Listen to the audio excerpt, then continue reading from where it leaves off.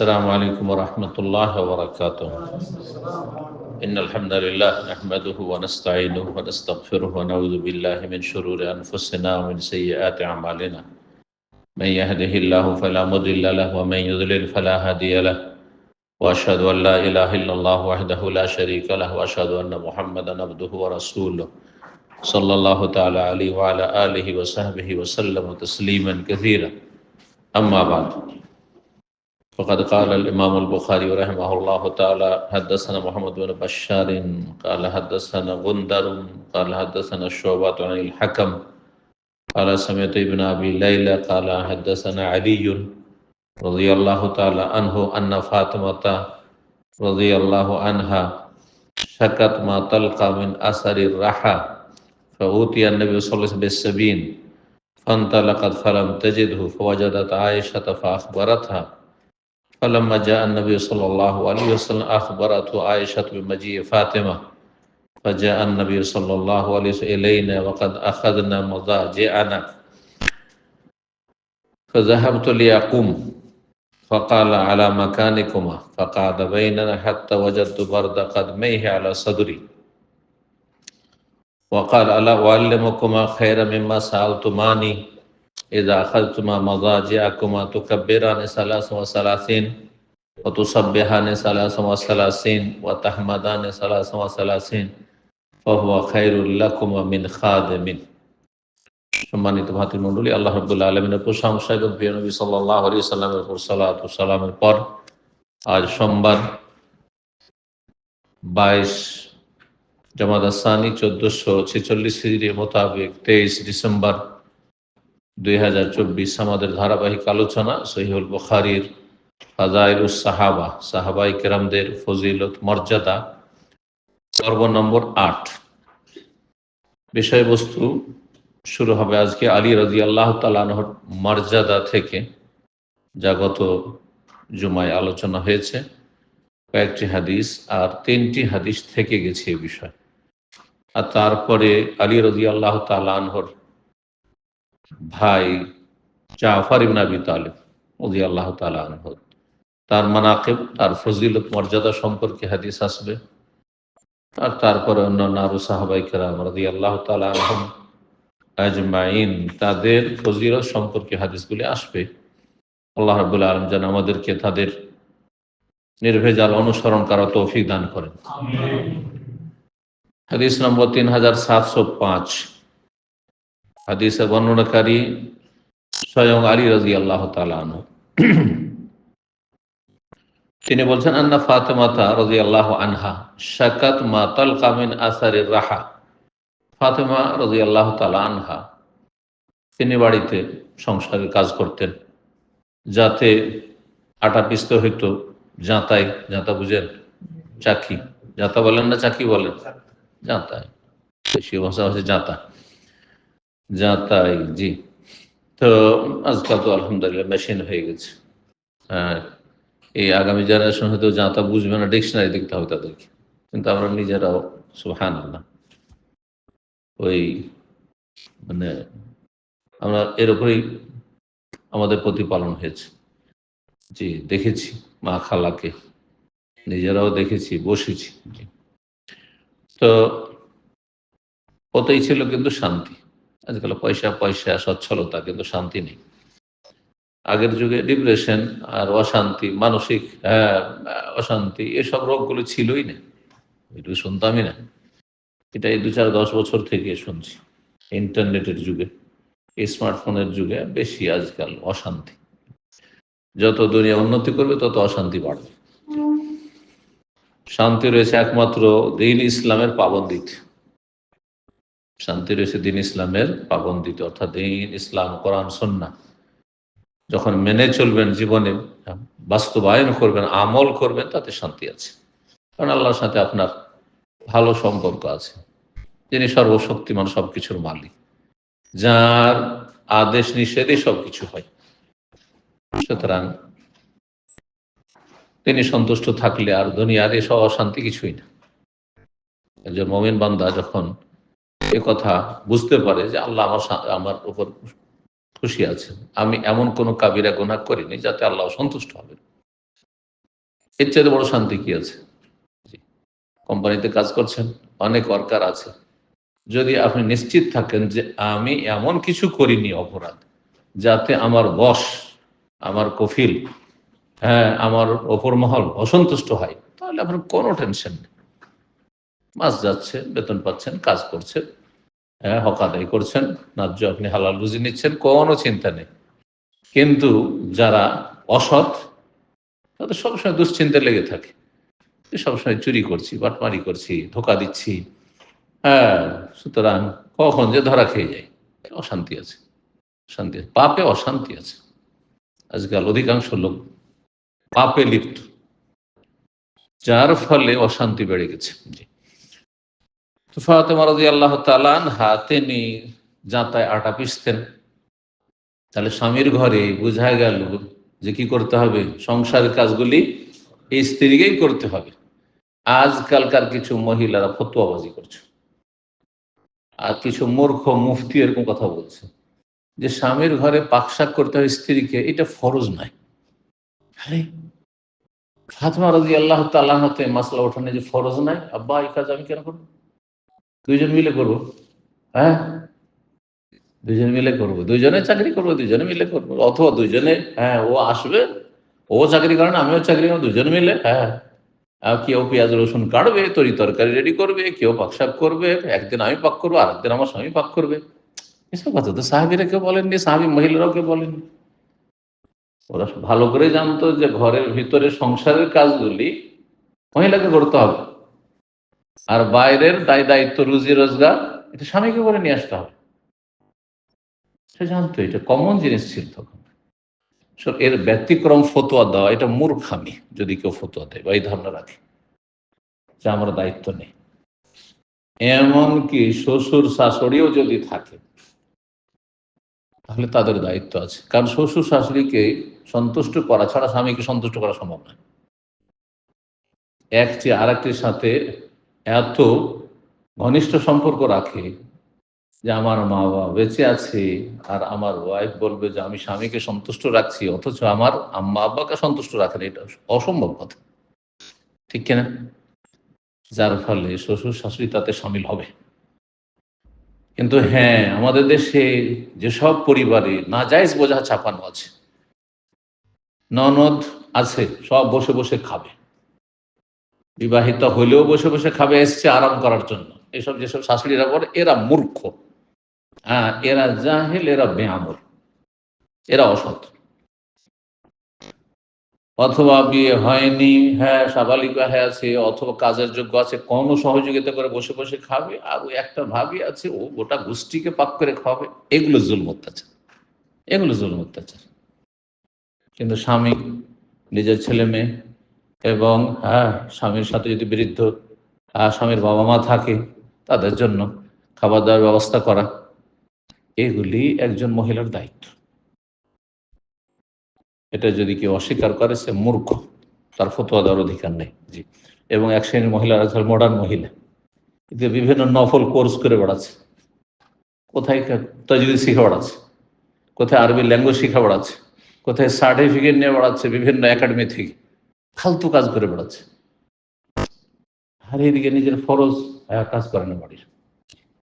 সবসময় social media নিয়ে পড়াচ্ছে, আমি দাওয়ার কাজ করছি। আরে কি যোগ্যতা রাখো দাওয়ার কাজ করছি, দাওয়ার কাজ করছি, দাওয়াতি কাজ করছি কিসে? ফেসবুকে দাওয়াতি কাজ করছি, বুঝতে পেরেছে? বিভিন্ন গ্রুপ, হোয়াটসঅ্যাপ গ্রুপে দাওয়াতি কাজ করছে, এগুলো আপনার ফরজ নয়। আপনার ফরজ আপনার ঘর। জি। এই কথাগুলি মহিলাদের কাজকাল বলবেন, নতুন জেনারেশন যেসব, হ্যাঁ, মেয়েরা, হ্যাঁ, বিবাহ বসছে, তাদেরকে এগুলো শিখাইতে হবে। আর এগুলি তারা শিখতে চায় না, মানতে চায় না, পালন করতে চায় না, যার ফলে তালাকের সংখ্যা অনেক বেশি বেড়ে গেছে। তালাকের গুরুত্বপূর্ণ একটি কারণ এটি, পারিবারিক অশান্তি, দুই পক্ষ থেকে অবিচার। অনেক স্বামীরা অসৎ আছে, মোটেই সময় দেন স্ত্রীকে, বিয়ে করে দিয়েছে, ব্যাস, শুধু পয়সাকে সময় দিচ্ছে। আল্লাহ হেফাজত করুন।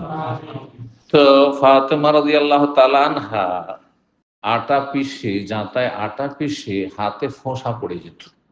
হাতে কি পড়তো? ফোঁসা পড়া তো বুঝলেন, হ্যাঁ, ঘা হয়ে যেত ফোঁসা পড়ে। শাকাত, তিনি অভিযোগ করলেন রাসূলুল্লাহ সাল্লাল্লাহু আলাইহি ওয়াসাল্লামের কাছে, মা তালকা মিন আসারির রাহা, যে যে তিনি অসুস্থ হয়ে যাচ্ছেন, মিন আসারির রাহা, যাতা পিসার কারণে। রাহা বলা হয় চাকি বা যাতাকে। যাতা পিসার কারণে হাতে যে ফোঁসা পড়ে যাচ্ছে, এই অভিযোগ করলেন যে ফোঁসা পড়ে যাচ্ছে আর স্বামীর ঘরে করতে হচ্ছে।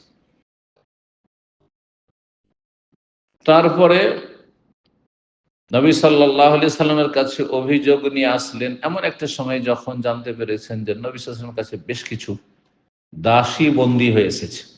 এখন সবাইকে সাহাবায়ে কেরামদেরকে ভাগ করে দেবেন, তো আমিও আমার আব্বার কাছে একটা ভাগে নিয়ে আসবো, কাজের মেয়ে যে আমার সাথে সহযোগিতা করবে, কাজ করবে। ফাউতিয়ান নবী বিসাবিঈন, নবী সাল্লাল্লাহু আলাইহি সাল্লামের কাছে এক সময় কিছু বন্দী আসলো, যেগুলি মহিলা ছিল, দাসী। জিহাদ ফি সাবিলিল্লাহর মাধ্যমে কাফেররা যদি পরাজিত হয়, তাদের যেসব মহিলারা রয়েছে সেগুলি দাসীতে পরিণত হবে, কারণ তখন তো জেলখানার ব্যবস্থা ছিল না। আর জেলেও যে আজকাল কত জুলম অত্যাচার হচ্ছে, ওর চাইতে অনেক সম্মানে আপনার বাড়িতে একটা কাজ করে কাজের মেয়ে, দুটো করে কাজের মেয়ে থাকতে পারে যদি আপনি চরিত্রবান হন। আজকাল অনেকের কাছে ইসলাম নেই, তারপরে চরিত্র ভালো, তার বাড়িতে কাজের মেয়ে, কাজের ছেলেরা সুখে শান্তিতে আছে, আচ্ছা নেই। কিন্তু জেলে পৃথিবীর মধ্যে ওই দুই একটি দেশ ছাড়া বাকি সারা বিশ্বে জুলমের শেষ নেই, অত্যাচারের শেষ নেই। এর কিছু যদি আপনি উপলব্ধি করতে চান, তাহলে সিরিয়ার জেলের অবস্থা আজকে জানেন, এখন যে উঠে আসছে। এখন এই মালাওয়ান অভিশপ্ত দেশ থেকে বিতাড়িত হওয়ার পরে আল্লাহ তাকে দুনিয়া আখেরাতে বরবাদ করুন।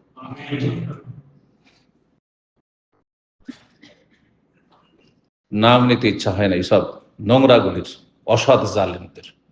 এইরকম ইরাকের জুলমে, ইরাকের যে জেলে যে জুলম অত্যাচার হয়েছে, এইরকম গুয়ান্টানামোর জেলে আমেরিকাতে যে জুলম অত্যাচার হয়েছে, এসব ইতিহাস মানুষরা জানছে। শিক্ষিত মানুষরা দেন দুনিয়া সম্পর্কে যারা খবর রাখে, বিশ্ব সম্পর্কে তারা ভালো করে জানছে যে জেলে কি ধরনের জুলম অত্যাচার হচ্ছে। আর বাকি বলা লাগবে না, নিজের নিজের দেশের অবস্থা তো আপনারা ভালো জানছেন। জি,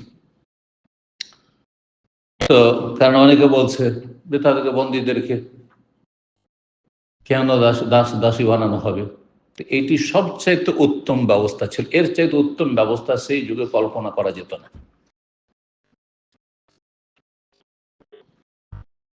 বন্দী যেগুলি হলো সেগুলিকে দাস দাসীতে পরিণত করা, আর যারা এতে শ্রম দিয়েছে, রক্ত দিয়েছে এবং কোরবানি তাদের ত্যাগ রয়েছে, অর্থাৎ জিহাদ ফি সাবিলিল্লাহ শরীক হয়েছে আল্লাহর দ্বীনকে শক্তিশালী করার জন্য, তাদের মাঝে ভাগ বণ্টন করে দেওয়া।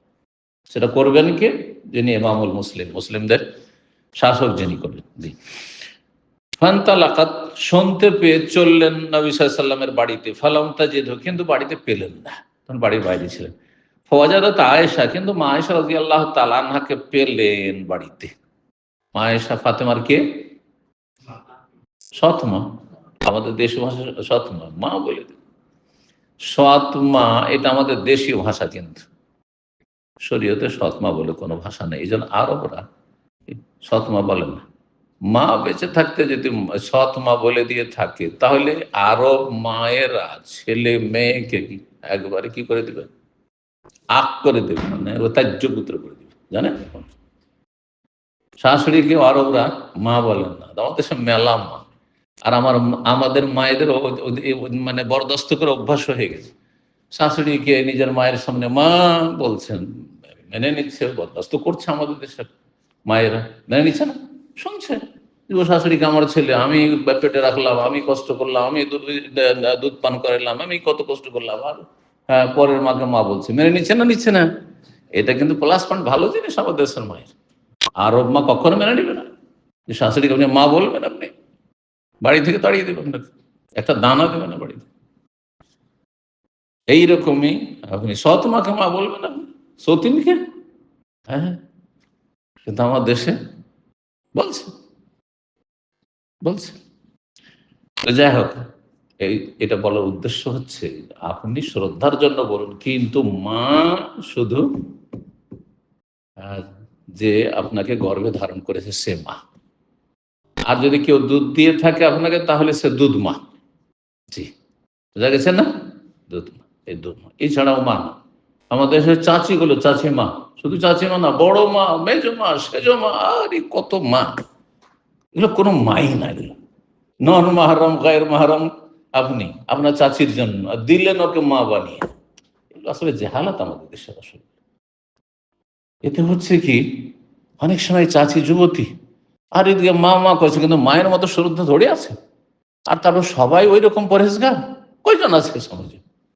তার নিয়তে শয়তান বাসা বাঁধছে। মামি আমাদের দেশে মামির মাহারাম নয়, ভাই না, মোটেই মাহারাম নয়। কিন্তু আমাদের সব মামির আমার ভাই না, আমার স্বামীর বোনের ছেলে, কোনো মাহারাম না। আস্তাগফিরুল্লাহ। জি, এই বিষয়গুলো বোঝার রয়েছে এবং আমল করা রয়েছে। শুধু আমল মানে ওই দু চারটে জিকির আজকার করবেন আর নামাজ রোজা হজ জাকাত করবেন, ইসলাম হয়ে গেলে আবার নয়। মানে পরিবারে ইসলাম আছে কিনা, আপনার স্ত্রী সাবালক ভাগিনা থেকে পর্দা করে কিনা, সাবালক ভাতিজা থেকে পর্দা করে কিনা, দেখার বিষয়। কয়জন এটা প্রমাণ করতে পারবেন যে আমার এইভাবে ইসলাম কায়েম আছে আমার পরিবারে? বোঝা হলো আমার দেশে ইসলাম পালন অনেক ত্রুটি আছে। সহি আকীদার দাবিদার আহলুল হাদিস, তাদের ঘরে এসব ত্রুটি ঘরে ঘরে। ইল্লা মান রাহিমাল্লাহ, শতকরা একটা পাবেন না। এগুলো বলার উদ্দেশ্য কারো দোষ চর্চা নয়, বরং সংশোধনের জন্য উৎসাহিত করা। সংশোধন করুন না, আপনার স্ত্রীকে বোঝান যে না, পর্দা করতে হবে। ভাই না এখন সাবালক হয়েছে, তোমার পর্দা ফরজ। আমার ভাতিজা সাবালক হয়েছে, পর্দা ফরজ। আমার ভাতিজা তোমার কে? আমার ভাতিজি আমি মাহরাম, কিন্তু আমার ছেলে সাবালক, চাচাতো ভাই বোন একাকার হয়ে থাকছে, মামাতো ভাই ফুফাতো ভাই একাকার হয়ে বাড়িতে থাকছেন। আর কত যে অশ্লীলতা ছড়াচ্ছে বাড়িতে, কিছু প্রকাশ পাচ্ছে আর অধিকাংশ অশ্লীলতা নোংরামি প্রকাশ পাচ্ছে না, গোপনে থেকে যাচ্ছে, যা আমল নামাতে রেকর্ড হচ্ছে। আল্লাহ বোঝার তৌফিক দান করেন। তো আয়েশা রাদিয়াল্লাহু তাআলা আনহা বাড়িতে পেলেন, বললেন যে আমি এই জন্য এসেছিলাম, আব্বাকে বললেন আমি এই জন্য এসেছিলাম যে একটা আমার দাসী লাগবে, অনেক দাসী এসেছে, আমাকে যেন একটা দেয়। ফালাম্মা জাআ নবী সাল্লাল্লাহু আলাইহি ওয়াসাল্লাম যখন আসলেন, আখবারাতু আয়েশা, আয়েশা রাদিয়াল্লাহু তাআলা তখন জানালেন যে ফাতেমা এসেছিল। এখানে আর একটা জিনিস শিখা রয়েছে, সেটা হচ্ছে তাহলে বোঝা যাচ্ছে সৎ মায়ে আর যে মেয়ে নবী সাল্লাল্লাহু আলাইহি ওয়াসাল্লামের কন্যা ফাতেমা কোন রকমের বিদ্বেষ ছিল, দূরত্ব ছিল, আন্তরিকতা ছিল। আসছেন আয়েশার বাড়িতে, সৎ মায়ের বাড়িতে, তারপরে যে কথাগুলি বলেন সেই কথাগুলি আবার স্বামীকে পৌঁছাচ্ছেন, হ্যাঁ, যে ফাতেমা এসেছিল। এই সুসম্পর্ক থাকা উচিত। থাকতে পারে, একজন একাধিক বিয়ে করতে পারে, কিন্তু পরিবারে সবার সাথে সুসম্পর্ক বহাল রাখতে হবে। সম্পর্ক যেন ফাটল না থাকে, দূরত্ব না থাকে, এই বিদ্বেষ শত্রুতা কাজ না করে, এগুলো হারাম, অন্তরের পাপ। জি। তো আয়েশা জানালেন, নবী সাল্লাল্লাহু আলাইহি ওয়াসাল্লাম যখন আসলেন তখন জানালেন আয়েশা মাজিয়ে ফাতেমা, যে ফাতেমা এসেছিলেন। ফাজা নবী এলাইনা, এই কথা শুনে সন্ধ্যা হয়ে গেছে আর বা এশাও হয়ে গেছে। এসা পড়েন, না হলে ঘুমিয়ে গেছেন, ঘুমাতে চলে বিছানায় শুয়ে গেছেন স্বামী স্ত্রী। বলছেন যে নবী সাল্লাল্লাহু আলাইহি ওয়াসাল্লাম আমাদের কাছে চলে আসলেন। আলী রাজা বলছেন বাড়িতে চলে এসেছেন।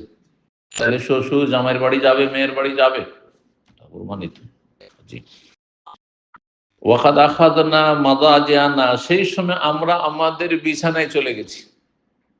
আমরা স্বামী স্ত্রী দুজনে বিছানায় শুয়ে পড়েছি। জি। এখানে একসাথে এক বিছানায় শুয়ে আছেন, তাহলে বোঝা হলো একসাথে শোয়াটাই ভালো, কিন্তু একসাথে স্বামী স্ত্রীর শোয়া ফরজ নয়। এই প্রশ্ন মাঝে মধ্যে অনেকে করে। এবারে যখন দেশে সফরে গেছিলাম, প্রশ্ন উত্তর করে এটা একটা প্রশ্ন ছিল, হ্যাঁ, যে দুইজন স্বামী স্ত্রী একসাথে শুইবে, তাহলে কোন দিকে মুখ করে, ডান দিয়ে কাছে কেমন করে শুইবে, এসব প্রশ্নগুলি করে, ফালতু প্রশ্ন। ডান দিয়ে কাছে শুইতে হবে, এটাও তো মুস্তাহাব কাজ না ফরজ? অজেব, এটা মুস্তাহাব কাজ। এক বিছানায় শুইতে হবে, ওইটাও মুস্তাহাব কাজ, কোনো ফরজ কাজ না, ঠিক না? ফাযাহাবতু লিআকুম, আলী বলছেন শ্বশুর এসেছে, শরম তো লাগবে, স্বামী স্ত্রী শুয়ে আছেন, ছোট্ট ঘর, ঘরে চলে এসছেন, বোঝা যাচ্ছে যে ঘরে আসতে পারেন, শ্বশুর ঘরে আসতে পারেন, জামাইয়ের ঘরে, আর দুইজনে আছেন তো আসতে পারেন, যতক্ষণ পর্যন্ত দরজা বন্ধ করা নাই। দরজা বন্ধ থাকলে অবশ্যই নক করতে হবে, কারণ বিশেষ অবস্থায় থাকতে পারে মানুষ, অসতর্ক থাকতে পারে। আমি উঠতে গেলাম, শুয়ে আছি, উঠতে গেলাম, মানে একসাথে পাশাপাশি শুয়ে আছি আর শ্বশুর চলে আসবে, তো একটু স্বাভাবিক মানুষের একটু শরম লাগবে, লজ্জা লাগবে। উঠতে গেলাম, ফাকাল বলছেন আলা মাকানে, তোমরা দুজনে শুয়ে থাকো, শুয়ে থাকো।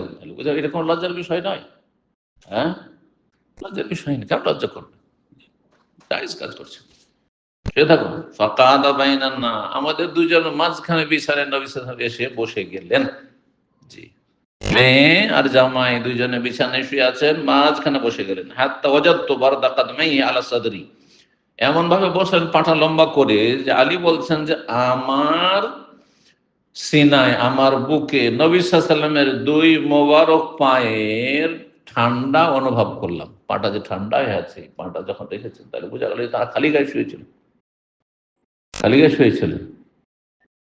কারণ তখনকার যুগে পোশাক কি ছিল, এই যে আজকাল এহরামের যে কাপড়, খুল্লা এ ধরনের কাপড়, একটা উপরে আমাদের দেশীয় বড় গামছা ধরেন, নিচে একটা লুঙ্গি, গামছাটা রেখে দিই, শৈলী তো খালি গায়ে। আর স্বামী, এতে আর একটা বোঝা গেল স্বামী স্ত্রী খালি গায়ে শুইতে কোনো দোষ নেই, খালি গায়ে শুইবেন। তো বলছেন নবী সাল্লাল্লাহু আলাইহি ওয়াসাল্লাম এসেছেন কি জন্য, যে মেয়ে যেহেতু আমার কাছে গিয়েছিল, কি নিয়ে, এই আশা নিয়ে যে একটা যাতে কাজের মেয়ে দেওয়া হয়, দাসী দেওয়া হয়। কিন্তু নবী সাল্লাল্লাহু আলাইহি ওয়াসাল্লাম মেয়েকে দাসী দিতে চাইলেন না, খানিকটা বিলাসিতা আসবে না, নিজে কাজ করো, এবং এই কাজের জন্য আল্লাহ তৌফিক দেবেন। দাসী গুলো অন্যকে দিলেন, এখন ইমান কেমন, যে ইমান রাসূলুল্লাহ সাল্লাল্লাহু আলাইহি ওয়াসাল্লাম আমাদের জন্য আদর্শ, উত্তম আদর্শ। লাকাদ কানা লাকুম ফি রাসূলিল্লাহি উসওয়াতুন হাসানাহ। আমরা হইলে স্বজন প্রীতি, আগে নিজের বাড়িতে দেখো, আমার বাড়িতে কয়টা দাসী লাগবে, কয়টা লাগবে, তার আমার মেয়ের কয়টা লাগবে, তোমার ছেলের কয়টা লাগবে, আমার গোটা বংশের কয়টা লাগবে, তারপরে আউযুবিল্লাহ পরকে বিতরণ। দাসী তো এসেছে, বিতরণ তো করলেন নবী সাল্লাল্লাহু আলাইহি ওয়াসাল্লাম, কিন্তু সব পরকে দিলেন, অন্যদেরকে দিলেন, মেয়েকে একটিও দিলেন না। বললেন এর চাইতে ভালো কিছু তোমাদেরকে শিখিয়ে দিচ্ছি, যাতে আল্লাহ শরীরে এনার্জি দেবেন, শক্তি দেবেন, যেই শক্তি এই দাসের খেদমতের চাইতে বেশি তোমাদের জন্য উত্তম হবে। দেখেন, শরীরে নিজের যদি শক্তি থাকে এতটা যে আমি দুইজন তিনজনের সমান কাজ করতে পারি, তবু ক্লান্ত হই না, অসুস্থ হই না, এটা অনেক ভালো আরেকজনের হেল্প নেওয়ার চাইতে। বুঝতে পারছেন না? কারণ অন্যের আমি সাহায্য নিচ্ছি, এটা টেম্পোরারি, এখন আছে, কোনো সময় নাও থাকতে পারে, সবসময় পাশে সহযোগী মানুষ নাও থাকতে পারে, কিন্তু আমি নিজেই নিজের কাজ করতে পারছি, সেলফ সার্ভিস যেটা আজকাল হচ্ছে, নিজের কাজ নিজেই করে নিতে পারি, নিজের পাকশাক করতে পারবো প্রয়োজনে, আর নিজের কাপড় ধুয়ে আমি আয়রনও করতে পারবো, নিজের সমস্ত কিছু করতে পারবো আমি। আজকাল প্রবাসীদের জন্য দুটো কাজ খুব মুশকিল কাজ, জানেন কি কাজ? একটা পাকশাক করা, রান্না করা, আর একটা হচ্ছে কাপড় পরিষ্কার করা। পয়সা আছে, লন্ড্রিতে চলে যাচ্ছে, এখন পয়সা একদিন নাও থাকতে পারে, সুতরাং এতটা অন্তত হিম্মত থাকতে হবে। মানুষ হিম্মত করলে আল্লাহ শক্তি দেন, এবং মানুষ যখন কর্মঠ হয়, মেহনত করে, তখন শরীর ওইভাবে তৈরি হয়, মেহনতি হয়ে তৈরি হয়। আর যারা যত বেশি বিলাসিতা পছন্দ করবে, আয়েশ আরামকে পছন্দ করবে, তত বেশি শরীর কি হয়ে যাবে, অকেজ হয়ে যাবে, অকর্মা হয়ে যাবে।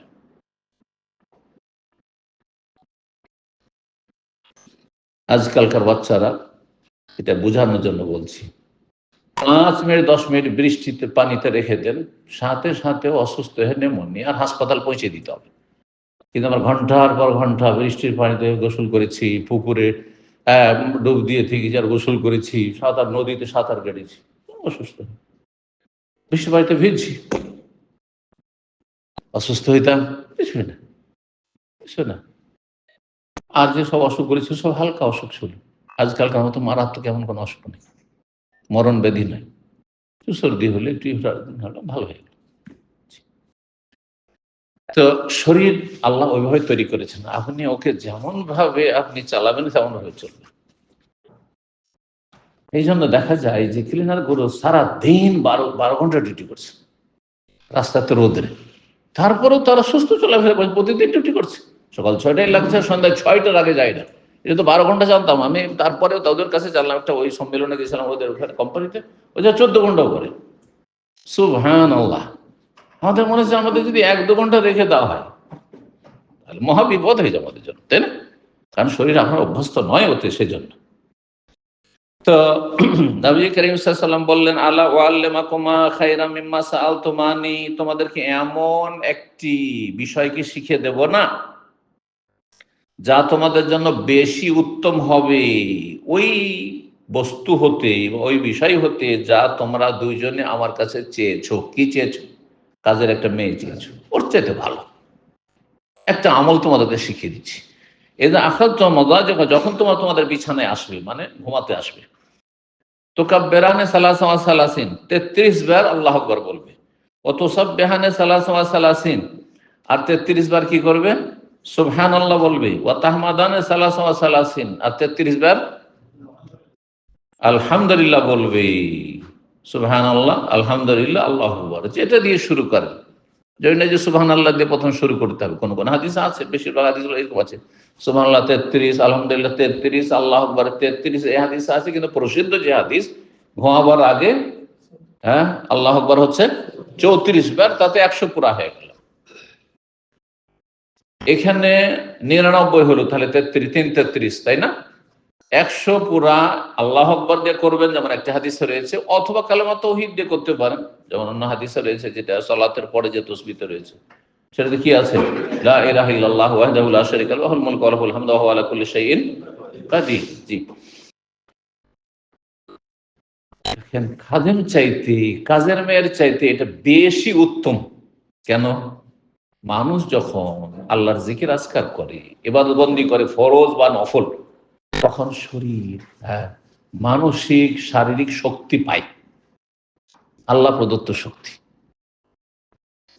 এই জন্য একজন দেখছেন তাহাজ্জুদ পড়ে, সে হয়তো 5 ঘন্টা ঘুমায় না, 4 ঘন্টা 5 ঘন্টা ঘুমায়, তাহাজ্জুদ পড়ে। আর আপনি 8 ঘন্টা ঘুমাচ্ছেন, তবু আপনার অসুখ ছুটে না বিনা তাহাজ্জুদে। আর একজন 5 ঘন্টা 4 ঘন্টা ঘুমায় হয়তো, তাতে সুস্থ থাকছে। আপনি অবাক হয়ে যাবেন, হয়তো এটা কেমন করে।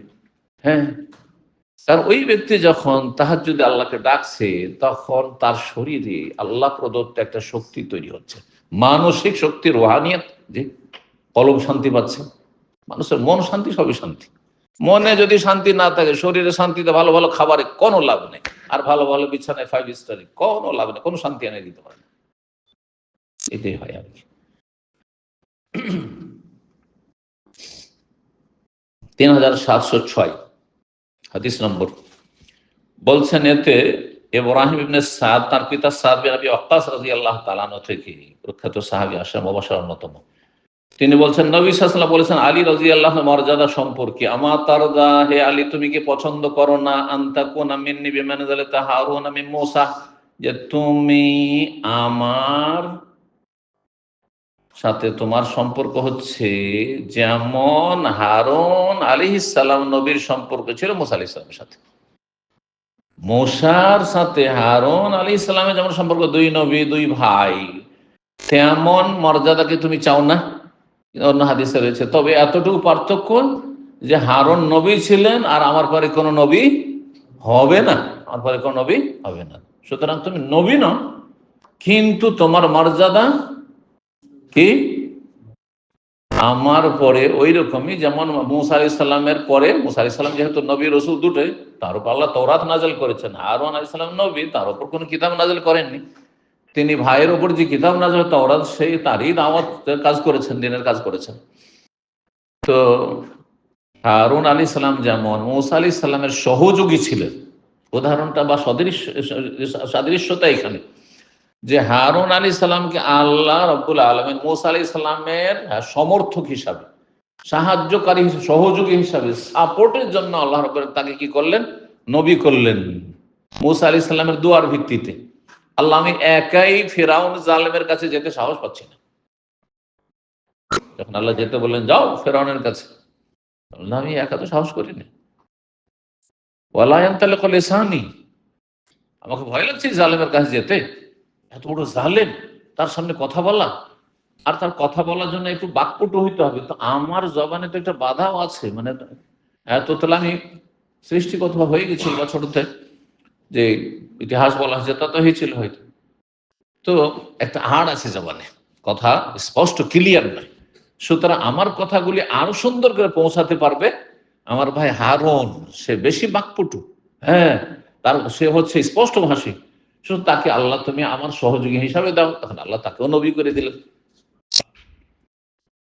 ও আফি হারুন হুয়া আফসাহ মিন্নি লিসানান, কোরআনের ভাষায় আমার ভাই যে হারুন রয়েছে আমার চাইতে বেশি সে মিষ্টভাষী, হ্যাঁ, সে আহ, বড়ই বাগ্মী, সুতরাং আমার সাথে তাকেও পাঠাওয়ালা নবী করে, দুই ভাই মিলে যায় যাতে হেম্মত। আল্লাহ কবুল করলেন, আর ওজিবা দাওয়াত কমা, তোমাদের দোয়া কবুল করলেন। জি, ফাস্তাকিমা, সুতরাং তোরা সোজা পথে চলো। দোয়া কবুল হলে তাহলে সোজা পথে চলতে হবে। এই নয় যে আমার কাজগুলি হয়ে যাচ্ছে তখন আমি যা ইচ্ছাতেই করবো, আর আমি গুনাহ করছি তারপর আল্লাহ এত দিচ্ছেন, পয়সাওয়ালারা ধোকা খায়, এখানে অভাব দেখছে না, সুস্থ, পয়সা আছে, অভাব দেখছে না, আর গুনাহ করতে আছে, এইখানে অধিকাংশ লোক প্রতারণার শিকার। আর এমন এক সময় আল্লাহর আযাব চলে আসছে, এমন ভাবে পাকড়াও হচ্ছে যে তখন আর কোনো উপায় নেই। কোনো মানুষ গুনাহ করে যাচ্ছে আর সুখ শান্তিরও শেষ নেই, হ্যাঁ, তাহলে জানবেন যে হাদিসে রয়েছে ইস্তেদরাজ, আল্লাহ একটু ঢিল দিয়েছে। ওই যে বড় মাছ লেগে গেছে বনশিতে, হ্যাঁ, সুতরাং ও মাছটাকে প্রথমে টান দিলে কাজ হবে না, ছিঁড়ে নিয়ে চলে যাবে, তো ঢিল দিতে, ঢিল দাও, আর তারপর নিস্তেজ হয়ে যাও, নিস্তেজ হয়ে যাও বড়শি খেয়ে, আর তারপর তখন টান দিতে হবে। তো ওইরকমই আল্লাহ রাব্বুল আলামিন, গুনাহ করো, গুনাহ করো, পাপের বোঝা আরো চাপুক, আর তারপরে তোমার শাস্তিটা আরো বেশি করে দেবো, সেই জন্য তোমাকে ঢিল দিচ্ছি। কখনো মনে করবেন না আমি এত গুনাহ করছি, তারপরে তো কোনো বিপদ আপদ নেই, বালা মুসিবত নেই, আর কোনো অসুখ বিসুখ নেই, আর কোনো টাকা পয়সার অভাব নেই, না না, ধোকা খাবেন না, আপনি নেকির পথে থাকেন তাহলে ঠিক আছে, নাহলে কখন যে আল্লাহ পকড়া করবেন। জি, তো এই ছিল হাদিস। এই হাদিসের মানে এই নয় আবার যে নবী সাল্লাল্লাহু আলাইহি ওয়াসাল্লামের পরে প্রথম খলিফা হবেন কে, আলী, এটাও নয়, কারণ মুসা আলাইহিস সালামের খলিফা হারুন ছিলেন না। কারণ হারুন আলাইহিস সালাম ইন্তেকাল মুসার আগেই হয়েছে। এবার বোঝা গেছে, তাহলে বোঝা গেল যে এইখানে এইভাবে উদাহরণ দেওয়া হয়নি, কারণ শিয়ারা এইগুলো থেকে মানুষকে বিভ্রান্ত করে, যে নবী সাল্লাল্লাহু আলাইহি ওয়াসাল্লাম বলেছেন যে তোমার মর্যাদা হচ্ছে ওই রকমই আমার কাছে যেমন, হ্যাঁ, হারুন আর মুসার সম্পর্ক। তো হারুন মুসার সম্পর্ক থেকে তুমি খেলাফত প্রমাণ করবে যে নবীর পরে খলিফা হবেন আবু বকর, ওমর, ওসমান নাই আলী, তাহলে তো হারুন তো খলিফা হননি, হারুন তো আগে ইন্তেকাল করেছেন, তাহলে এই তো এইটা ব্যাখ্যা নয়। তাহলে এখানে উদ্দেশ্য হচ্ছে যে যেমন ঘনিষ্ঠ ব্যক্তি এবং সার্বিক ক্ষেত্রে সহযোগী কে ছিলেন, হারুন ছিলেন মুসা আলাইহিস সালামের, ঠিক তেমনি তুমি আমার একজন পরিবারের মানুষ, আর সবচেয়ে ঘনিষ্ঠ ব্যক্তি, একেতে চাচাতো ভাই, তারপরে আবার জামাই, আর ছোট থেকে তুমি আমার বাড়িতে লালিত পালিত হয়েছ। জি, খাদিজা রাদিয়াল্লাহু তাআলা আনহার বাড়িতে ছোট থেকে, যেহেতু আলী রাদিয়াল্লাহু তাআলার বাবা খুব গরিব মানুষ ছিলেন, আবু তালিব আর ছেলে মেয়ের সংখ্যা অনেক বেশি ছিল, তো এদেরকে নিয়ে খুব হিমশিম খাচ্ছিলেন। তখন ছোট্ট থেকে নবী সাল্লাল্লাহু আলাইহি ওয়াসাল্লাম আলীকে নিয়ে নিয়েছিলেন যে আমার বাড়িতে আমি ওর প্রতিপালন করবো, খাওয়া দাওয়া আমার বাড়িতে করবো, ছোট থেকে। 3707 নম্বর হাদিস, হাদিস বর্ণনা করেছেন আলী রাদিয়াল্লাহু তাআলা আনহু বলছেন, তিনি ইকজু কামা কুনতুম তাখজুন, তোমরা যেইভাবে এর আগে দেশ পরিচালনা করছিলে, বিচার ফয়সালা করছিলে, যারা বিচার ফয়সালা তে রয়েছে বা সেই বিভাগে রয়েছে, সেইভাবে তোমরা বিচার ফয়সালা করো। আর তোমরা যারা ফতুয়া দিচ্ছিলে, কাজা, ফতুয়াকেও কাজা বলা হয়, তোমরা ওইভাবে ফতুয়া দিয়ে যাও, আগে যেমন আবু বকরের আমলে, ওমর, ওসমান, এই আমলগুলিতে যেমন করছিলে তেমনই করো।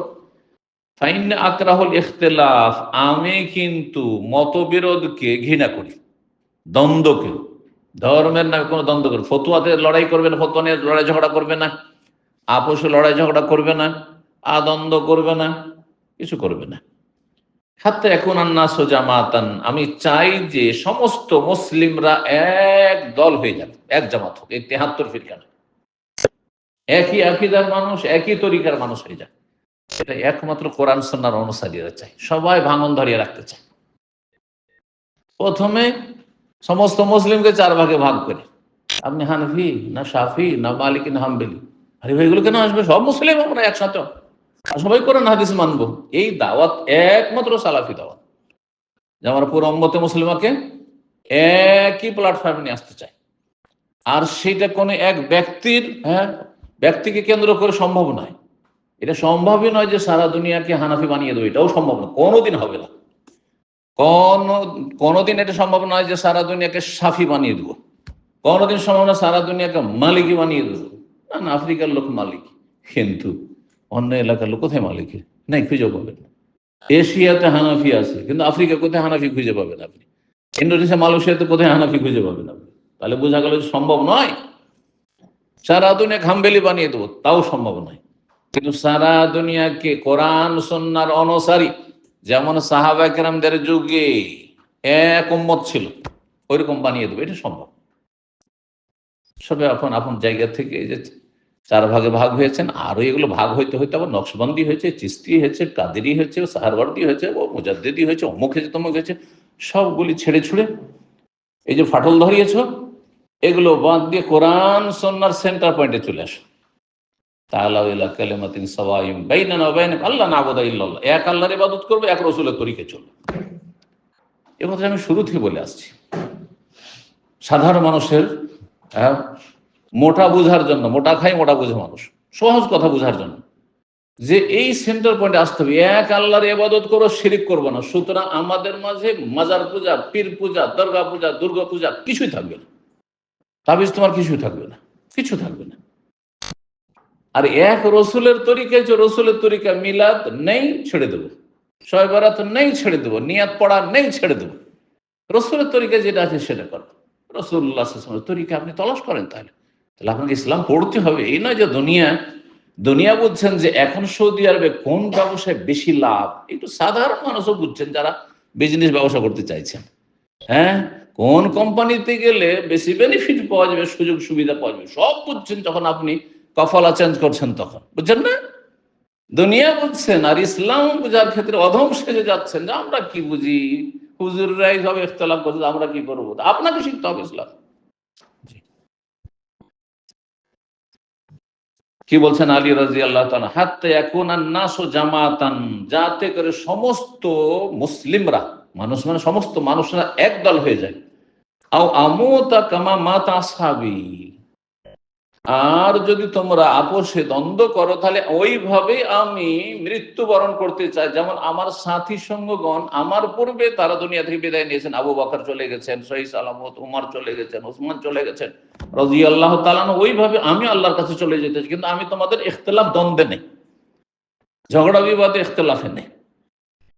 ফাকানা ইবনে সিরিন, প্রখ্যাত তাবেঈ মুহাম্মদ ইবনে সিরিন রাহিমাহুল্লাহু তাআলা, ইয়ারা, তিনি মনে করেন, তিনি এই কথাটি পোষণ করেছেন, তার মত, আন্না আম্মাতা মা ইউরু আন আলী আল কাযিব, আলী রাদিয়াল্লাহু তাআলা আনহু থেকে যা কিছু বর্ণনা করা হয়েছে শিয়াদের পক্ষ থেকে, শিয়াদের কিতাবাদিতে ওদের কাছে বুখারী, মুসলিম, আবু দাউদ, নাসাই, তিরমিজি এগুলো কিচ্ছু নেই, ওদের বুখারী নাই, ওদের বুখারী আলাদা, কাফি, উসুলুল কাফি, যাতে সমস্ত মিথ্যা কথা রয়েছে।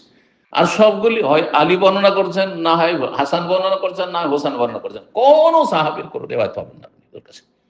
এ হচ্ছে শিয়াদের ধর্ম, ও ধর্মই আলাদা। হানাফি, শাফি, মালিক, হাম্বলি এইসব আহলে সুন্নাতের সাথে তাদের দূরেরও সম্পর্ক নেই, কোনো সম্পর্ক নেই। এই মর্মে বলছে ইবনে সিরিন রাহিমাহুল্লাহ, যে যা কিছু আলী থেকে বর্ণনা করা হয়েছে শিয়াদের পক্ষ থেকে, সবকিছু হচ্ছে আল কাযিব, মিথ্যার চড়াচড়ি, সব মিথ্যা কথা। তার মধ্যে একটি চরম মিথ্যাচার, যে আবু বকর, ওমর, ওসমান, তারা ন্যায্য বরহক খলিফা ছিলেন না, নবীর পরে খলিফা হইতেন আলী।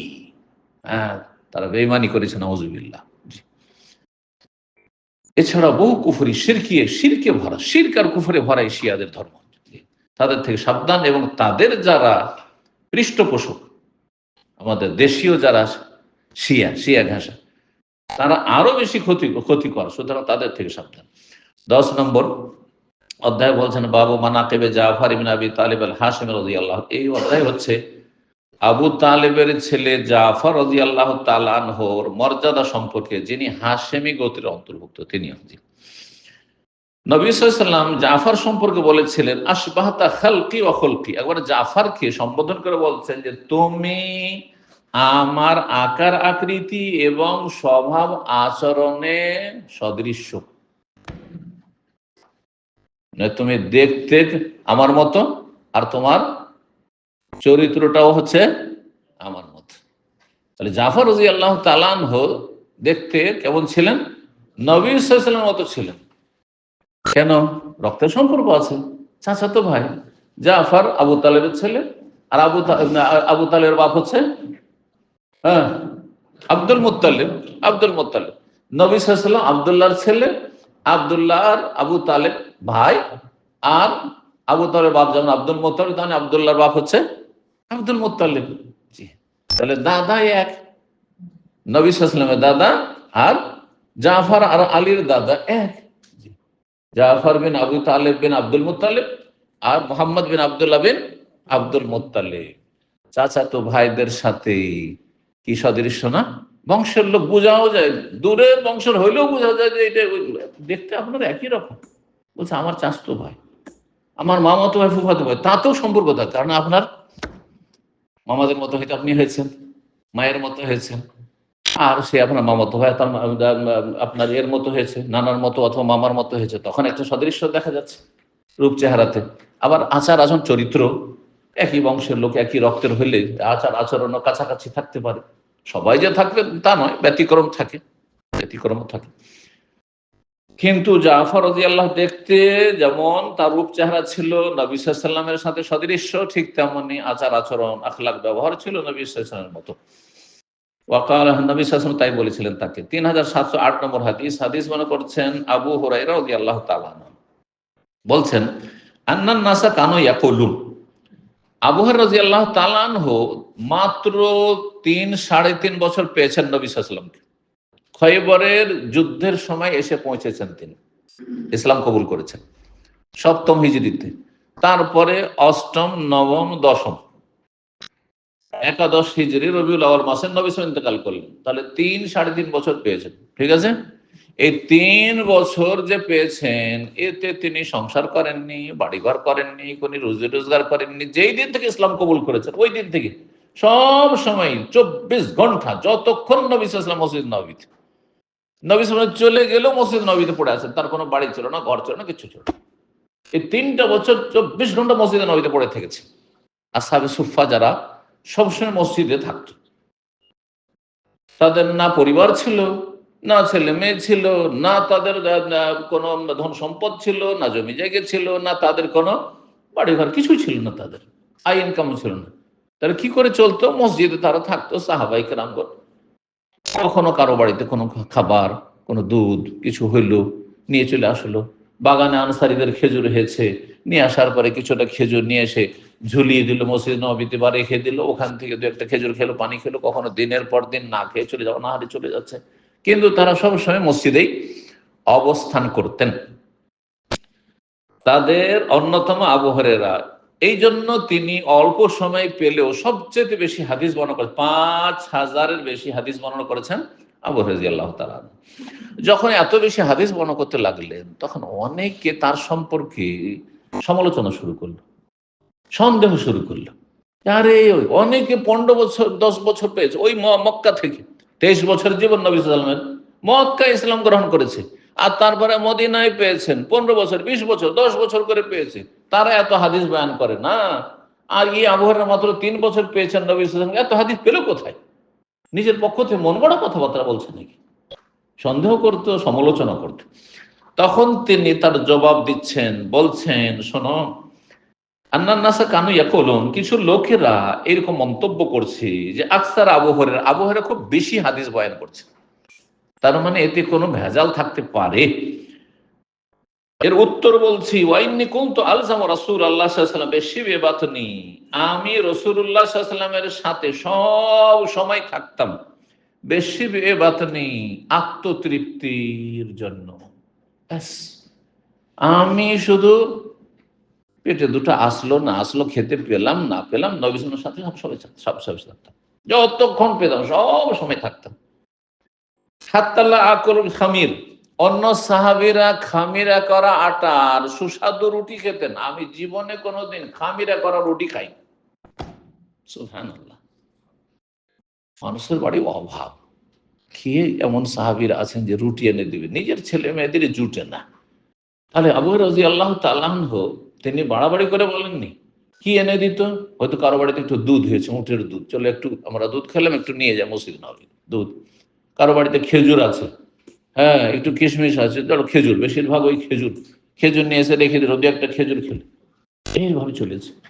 বলছে আমি জীবনে খামিরা করাই, যে খামিরা শব্দের কিন্তু আরবি, বাংলায় বলছেন না খামিরা, আরবি শব্দ লা আকুলুল খামির, মানে খামিরা করা আটার কোন সুস্বাদু রুটি খাইনি। ওয়ালা আলবাসুল হাবির, হাবির এই হিব্র থেকে, ইয়ামান দেশে এক ধরনের দামি কাপড় তৈরি হতো যেটা হিবরি বলা হতো, হিবরি চাদর। তো নবী সাল্লাল্লাহু আলাইহি ওয়াসাল্লাম ব্যবহার করেছেন। ওয়ালা আলবাসুল হাবির, এবং আমি কোন দামি পোশাক পরিনি জীবনে। ওয়ালা ইয়াখতুবুনি ফুলান ও ফুলানা, অন্য সাহাবীদের কাজের ছেলেমেয়েরা থাকতো, চাকর চাকরানি থাকতো বাড়িতে, আমার জীবনে কেউ সেবা যত্ন করার লোক ছিল না, আমার স্ত্রী ছিল না, আমার কোনো খাদেম ছিল, দাস ছিল না, দাস ছিল, কিচ্ছু ছিল না। বলছেন যে এত ক্ষুধার্ত থাকতাম যে আমি রাস্তায় পড়ে যেতাম। সুবহানাল্লাহ। অকুনতু উলসিকু বাতনি বিল হাসবা মিনাল জু, খিদার তাড়নায়, জো মানে খিদা, ওয়া আমানাহুম, হ্যাঁ, আল্লাযী আতামাহুম মিন জু ওয়া আমানাহুম মিন খাউফ, সূরা কুরাইশের জো মানে খিদা। তো বলছেন আমি আমার পেটকে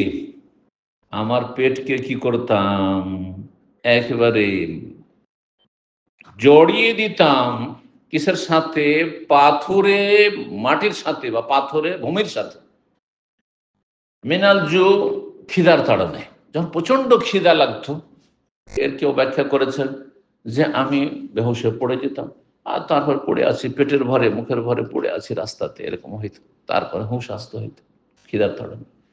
আবার কেউ কেউ বলেছেন যে না, মানুষকে যখন খুব ক্ষুধা লাগে, কোনো খাবার নেই, তখন পেটটাকে যদি কোনো কিছুতে আপনি চেপে ধরেন তাহলে একটু শান্তি পাবেন, একটু শান্তি পাবেন। আর এই রহস্যের কারণে নবী সাল্লাল্লাহু আলাইহি সাল্লাম খন্দকের সময় নিজের পেটে দুটো করে তিনটে করে পাথর বেঁধেছিলেন। হাদিস আছে না, যে কোনো সাহাবী একটা পাথর বেঁধে রেখেছেন, তাহলে পাথর কেন বাঁধতেন? পেট খালি, পেটে কোনো দানা পানি নেই, একদিন দুদিন তিন দিন অনাহারে একবারে, পেটে কেন পাথর বাঁধতেন? কারণ পেটটার জ্বালা, যে জ্বালা, পাথরটা যখন ওতে লাগবে, তোর একটু পাথর আছে একটু ঠান্ডা, তখন একটু শান্তি অনুভব করবেন পেটে আপনি, বা একটু শক্তি পাবেন হয়তো, এই জন্য। তো তিনি করতেন কি, পেটটাকে চেপে ধরতেন। বলছে অকুনতু উলসিকু বাতনি, আমার পেটটাকে আমি চেপে ধরতাম বিল হাসবা, হাসবা বলা হয় কঙ্কর পাথরকে, মানে পাথরে মাটি, পাথরে ভূমিতে আমি চেপে ধরতাম, মিনাল জু, খিদার তাড়নায়, খিদাটাকে হালকা, খিদার কষ্টকে হালকা করার জন্য। তারপরে রাস্তায় আমি পড়ে থাকতাম কোন জায়গায়, ওয়াইন কুনতু লা আস্তাগফিরু রাজুল, আর রাস্তা দিয়ে লোকেরা মসজিদে আসছে, নামাজ পড়তে আসছে বা কোথাও যাচ্ছে, আমি জানি একটি আয়াতের তাফসীর, তারপরে তাদেরকে জিজ্ঞাসা করতাম যে এই আয়াতটি একটু পড়ে দাও তো, আর এই আয়াতটার অর্থ কি একটু বলে দাও তো। সুবহানাল্লাহ। কেন? কারণ আমি যখন খুব কষ্টে কথা বলছি, ফিস ফিস করে আমি কথা বলতে পারছি না, তখন যাতে করে ওই ব্যক্তি যাকে আমি জিজ্ঞাসা করছি অনুভব করে যে আমি খুব ক্ষুধায় আছি, কষ্ট আছি, তখন আমাকে যাতে দুটো দানা দেয় খেতে, কোন কিছু দেয়। সুবহানাল্লাহ। ওয়াইন কুনতু লা আস্তাগফিরু রাজুল, আমি কোন ব্যক্তির কাছে আল আয়া, হে আমাই, সে আয়াতটি আমার মুখস্থ আছে, আয়াতটি আমি বুঝতাম, তারপরেও বলতাম যে আয়াতটি আমি ভুলে গেছি, একটু একটু পড়িয়ে দাও তো, এই আয়াতটা কি হবে, অথবা এই আয়াতের অর্থটাকে, তাফসীরটা কি একটু বলো তো। কেন বলতাম? কাইয়ান কালিবাবি, যাতে করে আমাকে নিয়ে যায়, ফায়ুত মানে আর কিছু খাবার দেয়, কিছু খাবার দেয়। কেউ বুঝতে পারতো, কেউ বুঝতে পারতো না। যে বুঝলো যে ক্ষুধার্ত আছে, নিয়ে যাবে বেচারাকে, আর না হলে উত্তর দিয়ে দিল যে হ্যাঁ এইভাবে আয়াতটা আছে, সঠিক হচ্ছে এই, বা এর ব্যাখ্যা হচ্ছে বলে চলে গেল, যে বুঝতেই পারলো না। বলছে ওয়াকান আখিয়ারান নাসিল মাসাকিন জাফর ইবনে আবি তালিব, সবচেয়ে ভালো মানুষ সদাচরণকারী গরিব মিসকিনের সাথে ছিল জাফর বিন আবি তালিব। এই যে এই অধ্যায়ের সাথে সম্পর্ক, জাফর বিন আবি তালিব গরিবের কি ছিলেন? বড়ই দরদি, গরিবের বন্ধু ছিলেন। গরিবের সাথে, অভাবীদের সাথে খুব বেশি সদাচরণকারী ছিলেন এই জাফর রাদিয়াল্লাহু তাআলা আনহু। যখনই দেখতেন জাফর যে আমি জমিনে পড়ে আছে এরকম, তখন আমাকে নিয়ে যেতেন, ফায়ুতইমুনা, আমাকে খাবার দিতেন, মা কানা ফি বাইতি, যা বাড়িতে থাকতো, বাড়িতে যাই থাকতো তাই দিতেন নিয়ে গিয়ে। হাত্তা ইন কানা লা ইউখরিজু ইলাইনা, কখনো কখনো তার বাড়িতে নিয়ে যেতে, বাড়িতে কোনো খাবার নেই, তার বাড়িতে কোনো খাবার নেই, এমন তো নয় সচ্ছল যে অনেক কিছু আছে, কিছুই নেই, সব শেষ হয়ে গেছে। একটা পাত্রে ঘি থাকতো, ঘিও শেষ হয়ে গেছে, কিন্তু ঘিয়ের ঘ্রাণ একটু লাগে আছে, ঘিয়ের একটু স্বাদ ওই পাত্রে আছে। বলছে ইনকানা লা ইউখরিজু ইলাইনা উক্কা আল্লাতী লাইসা ফিহা শাই, কখনো কখনো তিনি এমন পাত্র বের করতেন যাতে কোনো কিছু নেই, খালি পাত্র, ঘি রাখা ছিল কিন্তু ঘি শেষ হয়ে গেছে, ঘিয়ের পাত্র, সেই ওক্কা যে পাত্রটি বলা হয়েছে। ফায়াসুক্কাহা, তখন তাতে তো আর কিছু নেই, তো কি করব, থাকলে তো না সেখান থেকে কিছু বের করে একটু ঘি টি খাবো, পানি খাবো, তাও নেই। ফায়াসুক্কাহা, তখন আমরা সেটাকে কি করতাম, বা তিনি সেটা কি করতেন, ভেঙে দিতেন, সে পাত্রটিকে ভেঙে দিতেন। ভেঙে দেওয়ার পরে ফান্না লাখো মাফিয়া, যা যা আছে তাতে একটু চেটে চেটে স্বাদ নিতাম, সুবহানাল্লাহ, চেটে চেটে স্বাদ নিতাম। এই কষ্ট করেছেন আবু হুরায়রা রাদিয়াল্লাহু তাআলা। শেষ জামানায় যখন তিনি একজন পদস্থ ব্যক্তি হলেন উমাইয়া আমলে, আর খুব সুখের জীবন নিয়ামত আসলো, মাঝে মাঝে অতীতের কথা স্মরণ করে খাবার সামনে আসতো, তখন খাবার ছেড়ে দিতেন তিনি, কাঁদতে কাঁদতে খাবার ছেড়ে, আর খেতে পারতেন না। যারা অভাবের যুগ কাটিয়েছেন তার হাড়ে হাড়ে টের পাবেন এই কথাগুলি। জি, যে এক সময় হয়তো বাড়িতে, হ্যাঁ, দুটো দানা হইতো না, খাবার জুটতো না, এক মুঠো ভাত জুটতো না, এটা রুটি জুটতো না, না খেয়েও থাকতে হয়েছে অনেক ভাইদেরকে, অনেক বোনদেরকে। এখন অনেক সুখ আল্লাহ দিয়েছেন, যদি অতীতকে না ভুলে যান তাহলে আল্লাহ বেশি বেশি শুকরিয়া আদায় করবেন অবশ্যই, এবং আল্লাহর নিয়ামতের মূল্যায়ন কদর করবেন। এই নয় যে এখন আল্লাহ দিয়েছে আর আল্লাহ থেকে গাফিল হয়ে গেছে, আল্লাহকে ভুলে গেছে, এমনটা যেন না হয়, না হলে হতভাগা। 3709 নম্বর হাদিস, হাদিস বর্ণনা করছেন ইবনে উমর রাদিয়াল্লাহু তাআলা আনহুমা, বলছেন যে কানা ইযা সাল্লামা আলা ইবনে জাফর, আব্দুল্লাহ বিন উমর রাদিয়াল্লাহু তাআলা আনহুমা যখন জাফরের ছেলেকে সালাম দিতেন, জাফর রাদিয়াল্লাহু তাআলা মুতার যুদ্ধে শহীদ হয়েছিলেন, তাকে কমান্ডার নিযুক্ত করেছিলেন নবী সাল্লাল্লাহু আলাইহি ওয়াসাল্লাম, মুতার যুদ্ধে খ্রিস্টানদের হাতে শহীদ হয়েছিলেন। মুতার এলাকা ছিল জর্ডনে, বর্তমান জর্ডনে। তো তার ছেলে, তাহলে যদি বাবার ওই রকম ইসলামের বড় খেদমত থাকে, তাহলে ছেলে মেয়েরাও সম্মানের পাত্র, এটা মনে রাখতে হবে, এখান থেকে বোঝা যায়। তাহলে ছেলে মেয়েরা বড় আলেম হতে পারে, কিন্তু বাবা বড় আলেম ছিল, তাহলে তার খাতিরে তার ছেলে মেয়েদের, হ্যাঁ, সম্মান করা বা ভালোবাসা, এটা একটা ইমানের দাবি। তো এখান থেকে প্রমাণিত হয় আব্দুল্লাহ বিন ওমর রাদিয়াল্লাহু তাআলা আনহুমা যখন সালাম বলতেন জাফরের ছেলেকে, আব্দুল্লাহ বিন জাফর তার নাম ছিল, তখন তাকে বলতে আসসালামু আলাইকা ইয়া ইবনা যিল জানাহাইন, তোমার প্রতি সালাম হোক, শান্তির ধারা বর্ষিত হোক, হে দুই ডানা বিশিষ্ট ব্যক্তির সন্তান। জানাহ মানে ডানা, পাখা, ডানা, বাহু বলা যেতে পারে। দুই ডানা বিশিষ্ট মানুষের ছেলে। দুই ডানা কেন বলা হইল? দুই ডানাওয়ালা কাকে বলা হইল? জাফর রাদিয়াল্লাহু তাআলা আনহু। সিরাতুন নবীতে আলোচনা করেছি, যারা সিরাতুন নবী দার্সে থেকেছেন, জাফর রাদিয়াল্লাহু তাআলা আনহু যখন পতাকা নিয়ে নেতৃত্ব দিচ্ছিলেন জিহাদের, কোথায়? মুতার যুদ্ধে খ্রিস্টানদের বিরুদ্ধে। আর খ্রিস্টানদের সেনাবাহিনীর সংখ্যা অনেক বেশি ছিল মুসলিমদের তুলনায়, আর তারপরে তাদের কাছে সাজ সরঞ্জাম যুদ্ধের তাও অনেক বেশি ছিল, আর এবং অনেক উন্নত ছিল, মুসলিমদের তো সামান্য কিছু ছিল। যাই হোক, কিন্তু তারপর আল্লাহ বিজয় দিয়েছেন। তবে কয়েকজন কমান্ডারের, প্রধান সেনাপতির শাহাদাতের পরে, শহীদ হওয়ার পরে, তার মধ্যে একজন জাফর রাদিয়াল্লাহু তাআলা আনহু যখন পতাকা উঠিয়েছিলেন, কাফেররা আক্রমণ করলো এক হাতের ওপর, এক বাহু কেটে পড়ে গেল, আবার আক্রমণ করলো বাম হাতে নিল, আর এক হাত কেটে পড়ে গেল, দুই হাত কেটে পড়ে গেছিল। আর তারপরে তিনি জিহাদ করতে করতে শহীদ হলেন, বুকে চেপে নিয়ে সেই পতাকা নিয়ে শহীদ হলেন।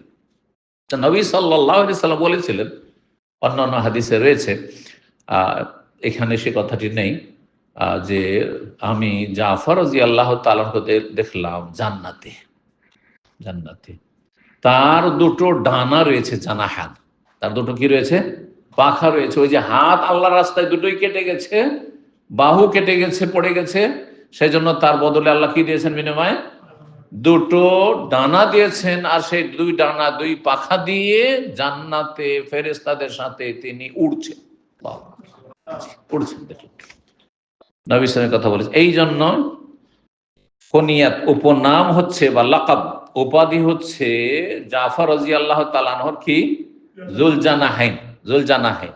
আর তার ছেলেকে বলা হচ্ছে ইবনু জিলজানাহাইন, দুই ডানাওয়ালার সন্তান। ইমাম আবু আব্দুল্লাহ বুখারী বলছেন জানাহান মানে কুল্লা নাহিয়াতানে, জানাহ কিনারাকে বলা হয়, পার্শ্বকে বলা হয়। তো জানাহ মানে যেমন পাখির ডানা হয়, আর মানুষের দুটো ডানা, মানে আমাদের তো ডানা নেই কিন্তু দুটো বাহু আছে দুই সাইডে, তো নাহিয়া মানে দুই সাইডে। 11 নম্বর অধ্যায় বাবু যিকরিল আব্বাস বিন আব্দুল মুত্তালিব রাদিয়াল্লাহু আনহু। এই অধ্যায় হচ্ছে আব্বাস বিন আব্দুল মুত্তালিব রাদিয়াল্লাহু তাআলা নবী সাল্লাল্লাহু আলাইহি ওয়াসাল্লামের চাচার আলোচনা সম্পর্কে বা মর্যাদা সম্পর্কে।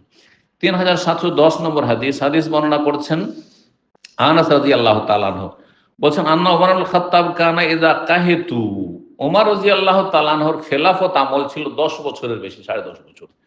সেই সময় যদি দেশে দুর্ভিক্ষ দেখা দিত, অনাবৃষ্টির কারণে, বৃষ্টি দীর্ঘদিন হয় না, দুর্ভিক্ষ দেখা দিয়েছে, চাষাবাদ করা সম্ভব হচ্ছে না, মানুষের অভাব, তখন আল্লাহর কাছে বৃষ্টি কামনার জন্য দুয়ার ওসিলা নিতেন। কার? আব্বাস রাদিয়াল্লাহু তাআলা আনহুর দুয়ার ওসিলা ছিল এটি, এটি কোনো ব্যক্তির ওসিলা নয়। এই জন্য এই হাদিসকে যারা বুঝেনি তারা মনে করে যে দেখুন আব্বাসের ওসিলায় ওমর দোয়া করেছেন, তারা হাদিস বুঝেনি। বরং এইখানে আব্বাস রাদিয়াল্লাহু তাআলা দোয়াকে মাধ্যম বানিয়েছেন। আর নেক মানুষের দোয়াকে মাধ্যম বানিয়ে দোয়া করা, এটি শরীয়ত সম্মত 3টি ওসিলার অন্যতম একটি ওসিলা। ওসিলা মানে মাধ্যম, কোন ব্যক্তি মাধ্যম নয়, কিন্তু ব্যক্তির নেক আমল দোয়া, জীবিত ব্যক্তির, তাও মরা মানুষ তো দোয়া করতে পারে না, তাই না? তো মৃত ব্যক্তির দোয়া নয় যে এখন গিয়ে নবী সাল্লাল্লাহু আলাইহি ওয়াসাল্লামকে গিয়ে বলবেন যে ইয়া রাসূলুল্লাহ বালা মুসিবত অনেক এসছে, আল্লাহর কাছে একটু দোয়া করে দেন, চলবে? এটা হারাম। যদি আপনি মনে করেন যে নবী আমার কথা শুনছেন এবং নবী কাজ করতে পারে, তো শিরক হয়ে যাবে, কমের পক্ষে বিদআত। যদি মনে করেন যে আমাদের শুনে না, আবেগে বলছে, তাহলে মূর্খ, আপনি বেদাতি, তাহলে শিরকি কথা। কি করে আপনি একটা মানুষ দুনিয়া থেকে চলে গেলে তার সমস্ত আমল বন্ধ হয়ে যায়? আমলের মধ্যে দোয়া আমল, যেমন দুনিয়ার কাজ কর্ম করা বন্ধ, কথা বলা বন্ধ, চলাফেরা বন্ধ, ঠিক তেমনি দোয়া করা বন্ধ। সুতরাং কোন মৃত ব্যক্তির কাছে দোয়া চাওয়া যায় না যে আল্লাহর কাছে দোয়া করে দেন।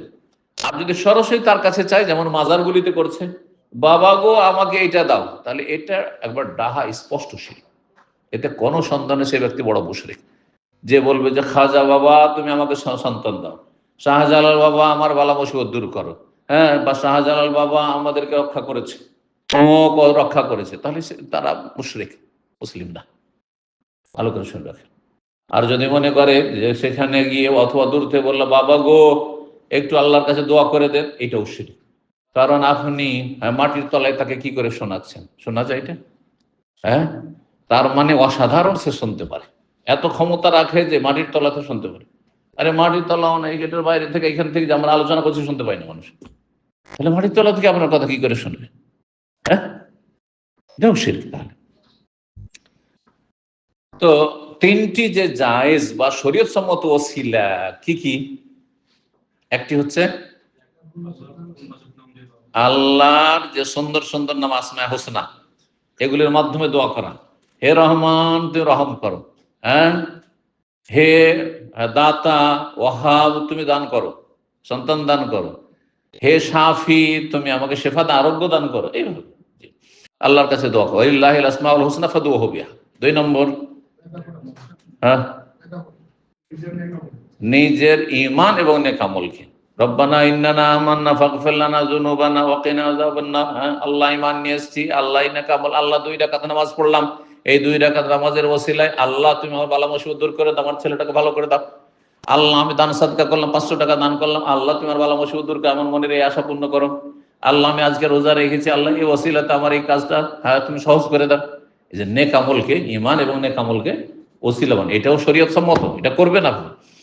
3 নম্বর, জীবিত ব্যক্তির কাছে দোয়া চাওয়া। জীবিত ব্যক্তি আপনার কথা শুনছেন, তাইলে দূর থেকে নয়। তাহলে জীবিত ব্যক্তি বড় কোনো আলেম, মক্কাতে আছেন, অথবা তার বাড়িতে আছেন, আর এখান থেকে বলছেন যে শেখ আমার জন্য একটু দোয়া করবেন, চলবে? তার মানে আপনি বিশ্বাস করছেন যে শেখ আমাদের মতো না, তিনি বাড়িতে থাকলো দূরে থাকলো আমার কথা শুনতে পাচ্ছে, এটা তো আল্লাহর গুণ, এটাও শিরক হয়ে যাবে কিন্তু, সাবধান। তার বোঝা গেল যে সামনে গিয়ে অথবা টেলিফোনে অথবা একটা মেসেজ দিয়ে যে শেখ আমার জন্য দোয়া করিয়েন, আব্বা গো আমার জন্য। কোনো মানুষ আছে এমন যে নিজের রুমে একা একা বসে আছে, আর কোনো টেলিফোনও করছে না বাপকে মাকে, আর কোনো মেসেজও দিচ্ছেন না সোশ্যাল মিডিয়াতে, আর এমনি আপনি রুমে রুমে বসে বলছেন মা আমার জন্য দোয়া করি, খুব বিপদে আছি, করবেন? আপনি মায়ের কাছে দোয়া কিভাবে চান, বাবার কাছে কিভাবে দোয়া চান? হয় আপনি টেলিফোনে কথা বলছেন, আর না হলে একটা মেসেজ দিচ্ছেন, আর না হলে কারো মাধ্যমে কেউ ছুটে যাচ্ছে। এক যুগ ছিল যেমন টেলিফোন ছিল না, তখন ছুটে যাচ্ছে, ওকে বললেন যে আমার আম্মাকে বলে যেন আমার জন্য দোয়া করে, এটা মাধ্যম দিয়ে গেল। এটা হচ্ছে তরিকা। আর সামনে থাকলে ঠিক আছে যে শেখ আমার জন্য দোয়া করিয়েন, ভাই আমার জন্য দোয়া করিয়েন, আপনার আমার জন্য দোয়া করিয়েন। ভালো মানুষের কাছে দোয়া চাওয়া, এটিকে ওসিলা বানানো। যে কোনো কিছুর জন্য, বৃষ্টি হয় না, তখন একজন মানুষকে যদি মনে করেন যে তার কাছে আমরা কি করব, দোয়া চাইবো যে আল্লাহর কাছে যেন তিনি দোয়া করে দেন, আল্লাহ যেন বৃষ্টি দান করেন, করতে পারেন। যদি কাউকে দেখেন আমার চাইতে বেশি সে উত্তম, অথবা আমার চাইতে উত্তম নয়, তারপর ছোটর কাছে দোয়া চাওয়া যেতে পারে। এটাও মনে রাখেন যে আমরা শুধু বড়র কাছেই দোয়া চাইবো এমন কথা নাই। নবী সাল্লাল্লাহু আলাইহি ওয়াসাল্লাম উমরকে বলেছেন যে আমার জন্য দোয়া করে বলিও না। জুনিয়রের কাছে, ছোটর কাছে বড় দোয়া চাইতে পারে, কিন্তু পাপীর কাছে দোয়া চাইবেন না। আপনি বেনামাজের কাছে দোয়া চেয়ে লাভ কি? কারণ দোয়ার ক্ষেত্রে বলা দিন সালেহীন, নেক সন্তান যদি বাবা মায়ের জন্য দোয়া করে, তাহলে নেক বেনামাজি কি নেক হবে নাকি? চোর নেক নাকি? ডাকাত নেক? হারাম যে খায় সুদখোর নেক? ভালো মানুষ না, মোটেই না। তাহলে ভালো মানুষ হতে মোটামুটি ভালো মানুষ, যে আপনি বাহ্যিক কোন কাবিরা গোনা তার জীবনে দেখছেন না, দোয়া চাইবেন। অথবা ভুল করেছে, সে আল্লাহর কাছে তওবা করে নিয়েছে, ভালো মানুষ হয়ে গেছে, তাহলে তার কাছে দোয়া চাইতে পারেন। বাবা আপনার সুদ খায়, ঘুষ খায়, আর তার কাছে বলছে বাবা গো দোয়া করেন। কিসের দোয়া করবে আপনার বাবা? অযোগ্য সে, বুঝতে পারছেন? জি। তো ওমর বিন খাত্তাব রাদিয়াল্লাহু তাআলা আনহু বলছেন, তার সম্পর্কে আনাস, কানা ইযা কাহিতু, যখন দুর্ভিক্ষ নেমে আসতো, ইস্তাসকা বিল আব্বাস বিন আব্দুল মুত্তালিব, আব্দুল মুত্তালিবের ছেলে আব্বাস যে রাসূলের চাচা সাল্লাল্লাহু আলাইহি সাল্লাম, তার দোয়ার মাধ্যমে বৃষ্টি চাইতেন। মানে আব্বাসকে বলতেন যে আপনি নবী সাল্লাল্লাহু আলাইহি ওয়াসাল্লামের চাচা। আচ্ছা, এখানে একটি কথা আরো বলেনি মাসলাটি স্পষ্ট করার আগে, যে আব্বাস আর ওমর দুইজনকে যদি পাশাপাশি রেখে আপনাদেরকে জিজ্ঞাসা করি যে আব্বাস বেশি মর্যাদাবান না ওমর বেশি মর্যাদাবান? ওমর বেশি মর্যাদাবান, ঠিক না? কেন? কারণ রাসূলুল্লাহ সাল্লাল্লাহু আলাইহি সাল্লামের পরে যাদের নাম এসেছে, 1 নম্বরে আবু বকর, আর তারপরে ওমর, তারপরে ওসমান, তারপর আলীর কথা এসেছে, তাই না? খেলাফত ওইভাবে এসেছে, এর আগে হাদিস বলে গিয়েছে যে সাহাবায়ে কেরাম সমস্যা বলতেন, বা নবী সাল্লাল্লাহু আলাইহি ওয়াসাল্লাম বলতেন যে আমি ছিলাম, আবু বকর ওমর ছিল, আমি ছিলাম, আমি গেলাম, আমি এলাম, আর আবু বকর ওমর ছিল। তাহলে বোঝা গেল তারা ধারাবাহিক। আবু বকরের পরে স্থান দিতেন কাকে মর্যাদায়? ওমরকে দিতেন। আব্বাস আর তারপরে ওমর রাদিয়াল্লাহু তাআলা আনহু প্রথম দিকে ইসলাম গ্রহণ করেছেন মক্কায়, আর আব্বাস রাদিয়াল্লাহু তাআলা নবী সাল্লাল্লাহু আলাইহি ওয়াসাল্লাম হিজরতের পরে মক্কা বিজয়ের সময় ইসলাম গ্রহণ করছেন। মক্কা বিজয়ের সময় ইসলাম গ্রহণ করছেন, বা তার একটু আগে ইসলাম গ্রহণ করেছেন, হতে হতে সন্ধি। কেউ কেউ বলছে আগে থেকে, কিন্তু গোপনে রেখেছিলেন ভয়, কাফেরদের ভয়। তো যাই হোক, কিন্তু দেরিতে ইসলাম গ্রহণ করেছেন নবী সাল্লাল্লাহু আলাইহি ওয়াসাল্লাম মদিনা আসার দীর্ঘ সময় পরে। এই জন্য বদরের যে যুদ্ধ হয়েছিল, বদরের যুদ্ধে যে 70 জন বন্দী হয়েছিল, সে বন্দীদের একজন নবী সাল্লাল্লাহু আলাইহি ওয়াসাল্লাম আব্বাস ছিল। তো আব্বাস রাদিয়াল্লাহু তাআলা আনহুর কাছে কেন দোয়া চাইতেন যে আপনি আল্লাহর কাছে আমাদের যেন বৃষ্টি যেন দোয়া করে দেন, কেন বলতেন? নবী সাল্লাল্লাহু আলাইহি ওয়াসাল্লামের সাথে আত্মীয়তার সম্পর্কের খাতিরে, যে নবী সাল্লাল্লাহু আলাইহি ওয়াসাল্লামের আপনি চাচা, এই মর্যাদার কারণে আপনার দোয়াকে আমরা মাধ্যম বানাচ্ছি, যে আপনি দোয়া করেন আর আমরা আমিন আমিন বলি। যদিও মর্যাদার দিক থেকে ওমরের চাইতে তিনি জুনিয়র, ওমর সিনিয়র, কিন্তু আত্মীয়তার দিক থেকে যদি দেখেন তাহলে ওমর দূরের আত্মীয়। ওমরও কোরেশ বংশের, কিন্তু দূরের নবী সাল্লাল্লাহু আলাইহি ওয়াসাল্লাম থেকে। কিন্তু আব্বাস হচ্ছেন নবী সাল্লাল্লাহু আলাইহি ওয়াসাল্লামের চাচা, এই জন্য তার দোয়াকে ওসিলা, মানে তার দোয়ার ওসিলা শরীয়ত সম্মত। এই হাদিসটি বিদাতিরা পেশ করে ব্যক্তির ওসিলার ক্ষেত্রে, সেটা তাদের ভুল, বরং এটি দোয়ার ওসিলা যেটি শরীয়ত সম্মত। তৃতীয় যে কথাটি বললাম, যে জীবিত মানুষের কাছে দোয়া চাওয়া, যে আল্লাহর কাছে দোয়া করে দেন। আর বলতেন ওমর রাদিয়াল্লাহু তাআলা দোয়া, আল্লাহুম্মা হে আল্লাহ, ইন্না কুন্না নাতাওয়াসসালু ইলাইকা বিনাবিয়িনা সাল্লাল্লাহু ফাতাসকিনা, আমরা তোমার কাছে, হে আল্লাহ তোমার কাছে আমরা নবী সাল্লাল্লাহু আলাইহি ওয়াসাল্লামকে, আমাদের নবীকে, নবীর দোয়াকে মাধ্যম বানাতাম, আমাদের নবীকে মানে নবীর সাল্লাল্লাহু আলাইহি ওয়াসাল্লামের দোয়াকে মাধ্যম বানিয়ে আমরা কি করতাম? বৃষ্টি চাইতাম। মানে যখন বৃষ্টি হইতো না, তখন সাহাবীরা কি করতেন? নবী সাল্লাল্লাহু আলাইহি ওয়াসাল্লামের জীবদ্দশায় চলে যেতাম নবীর কাছে, জুমার খুতবা দিচ্ছেন আর সাহাবী এসে দরখাস্ত করছেন, ইয়া রাসূলুল্লাহ, দুর্ভিক্ষে সমস্ত কিছু ধ্বংস হয়ে গেল, বাড়ি ঘর আর গবাদি পশু সব ধ্বংস হয়ে গেল, আর রাস্তাঘাট সব বন্ধ হয়ে গেছে, জীবন যাপন মুশকিল হয়ে গেছে, আপনি আল্লাহর কাছে একটু দোয়া করেন যাতে বৃষ্টি হয়। দোয়া চাইছেন না চাইছেননি? নবী সাল্লাল্লাহু আলাইহি ওয়াসাল্লামের আমলে নবীর কাছে দোয়া চাইতাম। আর এখন যেহেতু নবী নেই, সেই জন্য ফাতাসকিনা, যখন নবী ছিল তখন আপনি এভাবে বৃষ্টি দিয়েছেন আমাদেরকে।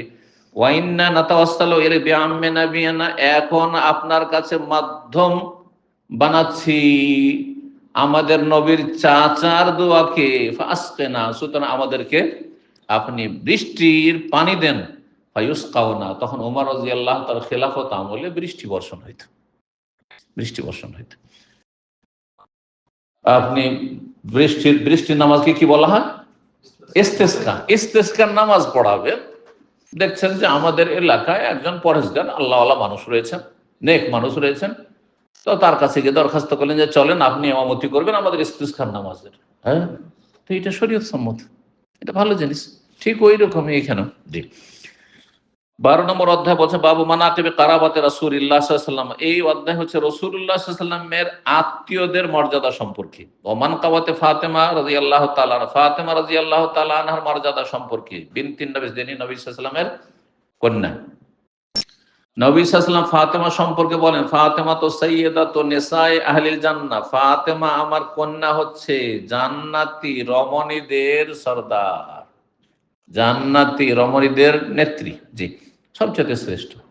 জান্নাতে যত নারী হবেন, সমস্ত নারী জাতির প্রধান হবেন রাসূলুল্লাহ সাল্লাল্লাহু আলাইহি ওয়াসাল্লামের ছোট কন্যা ফাতেমা রাদিয়াল্লাহু তাআলা। তাহলে জান্নাতীদের মধ্যে তার মাও আছেন খাদিজা। তাহলে মায়ের চাইতে মেয়ে বেশি শ্রেষ্ঠ এই ক্ষেত্রে। জি, 3711 নম্বর হাদিস বর্ণনা করেছেন মা আয়েশা রাদিয়াল্লাহু তাআলা, বলছেন আন্না ফাতেমাতা আলাইহাস সালাম না বলে রাদিয়াল্লাহু আনহা বলা বেশি ভালো। জি, কারণ আলাইহাস সালাম এখানে শিয়াদের গন্ধ আসছে। শিয়াদের নীতি কি? সেটা হচ্ছে, এটা বিদআত, যে নবীর বংশ হইলে আলাইহিস সালাম না, নবীদের ক্ষেত্রে আলাইহিস সালাম, মুসা আলাইহিস সালাম, ঈসা আলাইহিস সালাম, নূহ আলাইহিস সালাম, ঠিক না? কিন্তু নবীর বংশ যারা নবী নয় তাদেরকে আলাইহিস সালাম বা আলাইহাস সালাম বলা, এটা আহলে সুন্নতের আদর্শ নয়। কিন্তু যিনি লিখেছেন তিনি এখানে একটু শিথিল পন্থা অবলম্বন করেছেন, যেটাতে বেদাতের গন্ধ আসছে, শিয়াদের বেদাতের গন্ধ আসছে। এই জন্য আমি রাদিয়াল্লাহু আনহু বলছি। আর সালাতে বাবা আবু বকরিন, আবু বকর সিদ্দিক রাদিয়াল্লাহু যখন খলিফা হলেন, তো নবী সাল্লাল্লাহু আলাইহি ওয়াসাল্লাম যেসব ধন সম্পদগুলি, জমি জায়গায় কিছু ছিল বিভিন্ন জায়গায়, ফাইয়ের ধন সম্পদ, অর্থাৎ আল্লাহ রাব্বুল আলামিন কাফেরদের থেকে যেসব ধন সম্পদ দিয়েছিলেন এবং একটা অংশ নবী সাল্লাল্লাহু আলাইহি ওয়াসাল্লামের জন্য খাস ছিল, সেই জায়গাগুলো বা সেই সম্পদগুলি ভাগ বন্টনে, মিরাসে তিনি চাইতে গেলেন। কারণ বাপ মা মারা গেলে ছেলে মেয়েরা পরিত্যক্ত ধনে ভাগ পাবে না, ধন সম্পদে ভাগ পাবে। তো তিনি ওই নীতি অবলম্বন করে ফাতেমা রাদিয়াল্লাহু তাআলা আবু বকরের কাছে গেলেন যে আপনি এগুলো নিয়ে আছেন খলিফা হিসাবে, রাষ্ট্রনেতা হিসাবে, এগুলো আমাদেরকে দিয়ে দেন, কারণ আমার আব্বা মারা গেছেন, সুতরাং আমাদেরকে এগুলো দিয়ে দেন। জি, তাহলে বোঝা গেল যে ফাতেমা রাদিয়াল্লাহু তাআলা আনহার আকীদা, বিশ্বাস যে আমার আব্বা মারা গেছেন হায়াতুন নবী। যদি হায়াতুন বেঁচে থাকবেন তো আবার ভাগ নিতে কেন যাবেন? বেঁচে থাকাকালীন আপনার ছেলে মেয়েরা ভাগ নিতে যাবে যে বাবার ভাগ দাও? হ্যাঁ, তো বলবে না, ঠিক কিনা? বুঝেন? তো ফাতেমা রাদিয়াল্লাহু তাআলা আবু বকরের কাছে পাঠালেন, কাউকে মাধ্যম পাঠালেন, তাসআলুহু মিরাসা মিনান নবী সাল্লাল্লাহু আলাইহি সাল্লামের পরিত্যক্ত ধনের ভাগ চাওয়ার জন্য, যা আমাদেরকে দেওয়া হোক। মিম্মা আফা আল্লাহু আলা রাসূল, যা আল্লাহ রাব্বুল আলামিন তার রাসূল সাল্লাল্লাহু আলাইহি সাল্লামকে ফাই হিসাবে কাফেরদের ধন সম্পদ থেকে দিয়েছিলেন।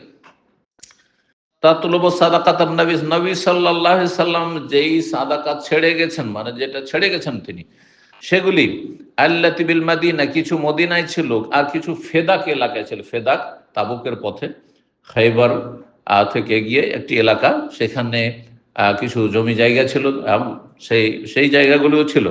ওমা বাকে মিন খমসে খাইবার, খাইবারের গনিমতের ধন সম্পদের পঞ্চম অংশ যা কিছু ছিল নবী সাল্লাল্লাহু আলাইহি সাল্লামের, সেগুলি থেকে ভাগ সে একজনকে পাঠালেন যে আবু বকর খলিফাকে গিয়ে বলো, যেহেতু ফাতেমা রাদিয়াল্লাহু তাআলা আনহা নবী সাল্লাল্লাহু আলাইহি ওয়াসাল্লাম কন্যা, আর অসুস্থ ছিলেন তিনি, নবী সাল্লাল্লাহু আলাইহি ওয়াসাল্লাম পরে তিনি সুস্থ হননি, অল্প সময় থেকেছেন, মাত্র কয় মাস, 6 মাস, আর অসুস্থ থেকেছেন, সবসময় ঘরেই থাকতেন রাদিয়াল্লাহু তাআলা আনহা। তো বলে পাঠালেন যে আমাদেরকে ভাগগুলো দেওয়া হোক, যে ন্যায্য আমাদের অধিকার। তিনি এটা বুঝেছিলেন, তার বুঝ ছিল, কিন্তু আবু বকর সিদ্দিক রাদিয়াল্লাহু তাআলা সঠিক মাসলা জানতেন, যে এটা তাদের জানা ছিল না। সেটা হচ্ছে যে নবীদের ধন সম্পদ ভাগ হয় না। শরীয়তের বিধান কি, নবীদের ধন সম্পদ কি হয়ে যায়, সব সাদকা হয়ে যায়। এটা মাসলা কারো জানা আছে না নেই? এই যে জানা নেই মানুষ। হ্যাঁ, নাহনু মাশারুল আম্বিয়া, হাদিস আসছে, আমরা হচ্ছে যত নবীর দল, লা নূরেসো, লা নূরাসো, জুতরে পড়া হয়েছে, আমরা কাউকে উত্তরাধিকারী বানাই না, আমাদেরকে উত্তরাধিকারী হয় না, নূরাসো, আমরা ধন সম্পদের ওয়ারিস হই না, যা আমাদের কাছে থাকলো যতদিন, হ্যাঁ, সেখান থেকে দান খায়রাত করলাম আর নিজেরা খেলাম। মা তারাকনাহু, যা পরিত্যক্ত থাকলো আমাদের ইন্তেকালের সময়, সাদাকা, সমস্ত নবীদের ধন সম্পদ কি হয়ে যায়, সাদকা হয়ে যায়। রহস্য আছে সাদাকা, যাতে করে মানুষের না বলতে পারে, আরে যেমন আজকালকার নেতাদের সম্পর্কে, নেতা যদি হালালও খায় তো বলবো যে এই যে ধন সম্পদ কোথায় পেয়েছে, হ্যাঁ, দেশের সম্পদ লুটপাট করে ছেলে মেয়েদের জন্য রেখে গেছে, বলবে না? এই কথা বলার কোনো সুযোগ নেই আম্বিয়া রাসূলগণ সম্পর্কে। যা আমরা রাখলাম তা সব কি গরিব মিসকিনদের জন্য সাদাকা, সব সাদাকা, ভাগ করতে পারবে না, ছেলে মেয়েরা কেউ ভাগ করতে পারবে না থাকলে। আবু বকর সিদ্দিক রাদিয়াল্লাহু তাআলা বললেন 3712 নম্বর, ওই আগের হাদিসের অংশ কিন্তু নম্বর দেওয়া হয়েছে। ইন্না রাসূলুল্লাহ সাল্লাল্লাহু আলাইহি ওয়াসাল্লাম বলেছেন, লা নুরাসু, আমরা কিন্তু নবীর কাউকে ওয়ারিস বানাই না, হ্যাঁ, বা আমরা ওয়ারিস হই না। মা তারাকনা ফাহুয়া সাদাকা, যা কিছু আমরা ছাড়লাম সব সাদাকা, মানে আমাদের ইন্তেকালের সময় যা কিছু পরিত্যক্ত ধন থাকলো সাদাকা।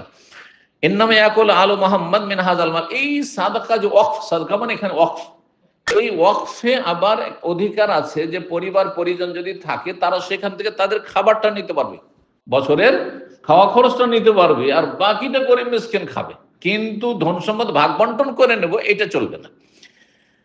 এই ধন সম্পদ থেকে নবী পরিবারের লোকের, মুহাম্মদ সাল্লাল্লাহু আলাইহি ওয়াসাল্লাম পরিবারের লোকেরা খাবে, ইয়ানি মাল আল্লাহ, আল্লাহর যে ধন সম্পদ, লাইসা লাহুম আন ইয়াজিদু আলাল মাকাল, যতটা খাওয়া দাওয়ার জন্য লাগে তার অতিরিক্ত নিতে পারবে না।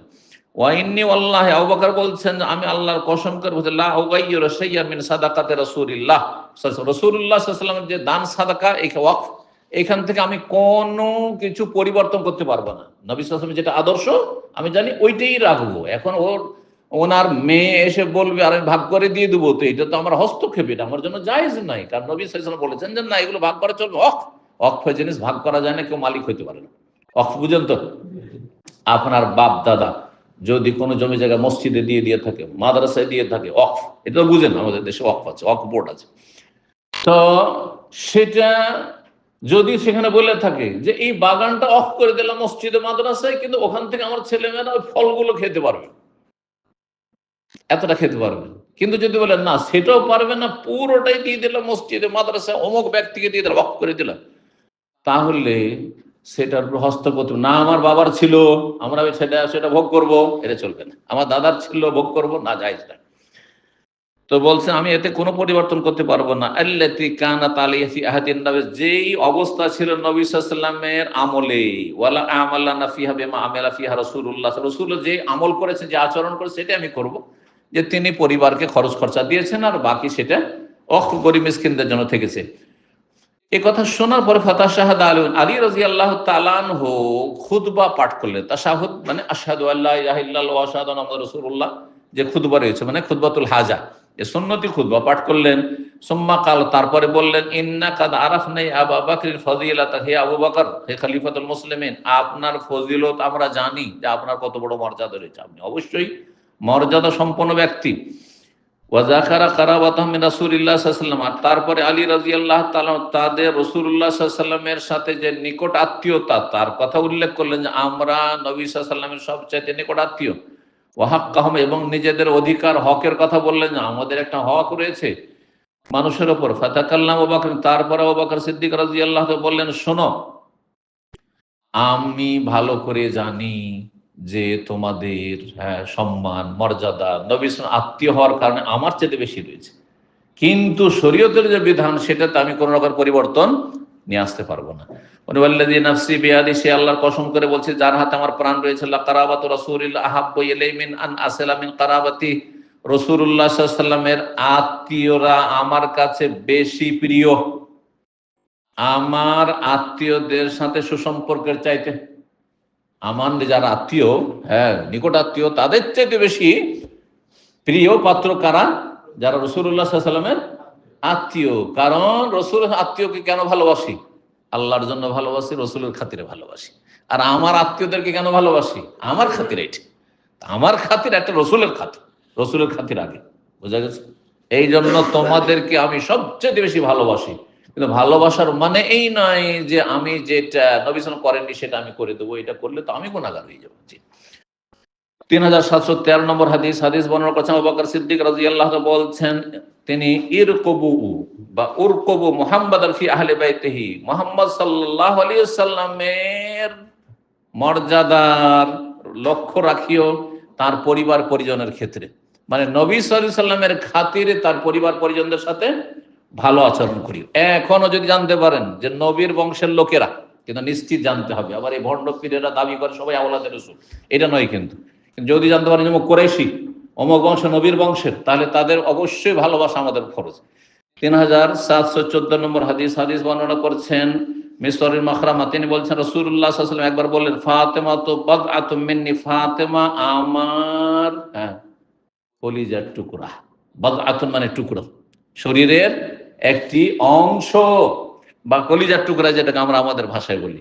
ফমান আগদাবা, সুতরাং ফাতেমাকে কেউ যদি রাগান্বিত করে, কষ্ট দেয়, আগদাবানি তাহলে আমাকে কষ্ট দিবে, আমাকে রাগান্বিত করবে। জি।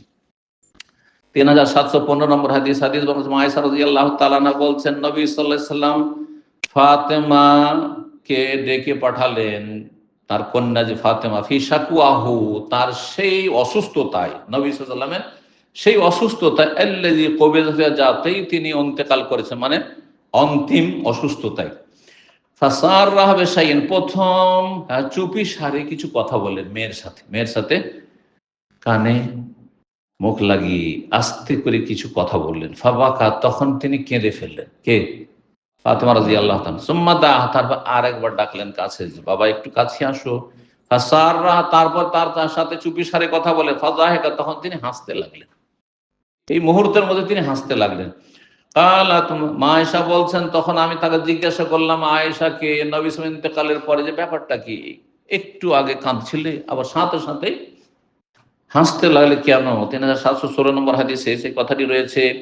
তখন বললেন ফাতেমা রাদিয়াল্লাহু সাররানিন নবী, নবী সাল্লাল্লাহু আলাইহি ওয়াসাল্লাম আর আব্বা আমার সাথে চুপি সারে কথা বলেছেন প্রথম, আর বললেন আমাকে, ফাখবানি, জানিয়ে দিলেন, আন্নাহু ইউকবাযু ফি ওয়াজহিল্লাযী তুফিয়া ফি, এই যে আমি অসুস্থ হয়েছি, এই অসুস্থতায় আমি কিন্তু ইন্তেকাল করব, আমার রূহ কবজ হবে, এতেই মারা যাব। নবীদেরকে জানিয়ে দেওয়া হতো, আমাদেরকে জানানো হবে না, কিন্তু নবীকে আম্বিয়া রসুলগণকে আগেই জানিয়ে দেওয়া হতো যে তোমার মরণের সময় চলে এসছে, তোমার এই দিনে এই সময়ে তোমার ইন্তেকাল হয়ে যাবে, চলে আসতে হবে। এটি তাদের বৈশিষ্ট্য।